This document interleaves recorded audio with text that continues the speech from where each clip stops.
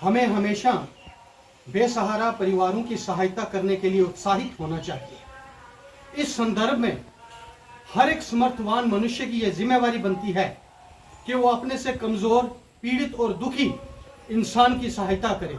सहायता किसी भी तरीके से की जा सकती है। आर्थिक सहायता की जा सकती है, राशन की सहायता की जा सकती है, वस्त्र की सहायता की जा सकती है और वस्तु की सहायता की जा सकती है। जब भी, जहां भी, किसी भी तरह, किसी भी रूप में, किसी भी जगह पर अगर किसी को सहायता की जरूरत पड़े तो हमें अपने हृदय में यह तत्परता रखनी चाहिए कि हमें इसकी सहायता करनी है। अगर हमने प्रभु की कृपा को हासिल करना है, ईश्वर की खुशियों को हासिल करना है, तो उसका एक ही मार्ग है और वो मार्ग है सेवा का मार्ग। सेवा का मार्ग ही हमें ईश्वर के चरणों तक लेकर जा सकता है। सेवा का मार्ग ही हमें समाज में इज्जत, मान और सम्मान दिला सकता है। सेवा का मार्ग ही हमें गरीब बस्तियों, गरीब परिवारों में हमें अपने जीने की कला जो है वो सिखा सकता है।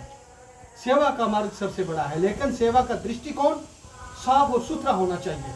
उसमें किसी तरीके का भेदभाव, रंग, नस्ल, ऊंच नीच, जात पात, जात बरादरी, गोरा काला, ये बातें जो हैं वो उसमें नहीं होनी चाहिए, क्योंकि सेवा करने का मकसद होता है सेवा करना। सेवा सर्वोपरि है। तो मैं ये जरूर कहना चाहूंगा कि हमें भाई कन्हैया जी की तरह बिना भेदभाव के सेवा करनी चाहिए। हमें भगत पूरन सिंह जी की तरह अपंगों और मरीजों की सेवा करनी चाहिए।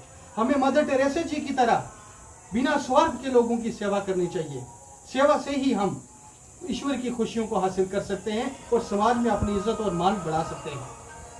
मैं ये बात जरूर कहना चाहूँगा कि हमारे पब्लिक वेलफेयर फ्रंट का परिवार जो मिलजुल कर हमारे इन असहाय परिवारों के लिए राशन सामग्री भेज रहा है, मैं उनका बेहद आभारी हूँ। और जो इस कड़कती गर्मी में जम्मू की सरजमी पर साथ चल रहे हैं, मैं उनका भी आभारी हूँ कि वो अपने इस जीवन को सफल करने के लिए कदम ब कदम इस योगदान में हमारे साथ हैं। हम साथ मिलकर चल रहे हैं, यह हमारे लिए बहुत बड़ी बात है। ईश्वर हम पर इसी तरह कृपा बनाए रखे और हम इसी तरीके से बेसहारा परिवारों की सहायता करते रहे, मदद करते रहे, सेवा करते रहे।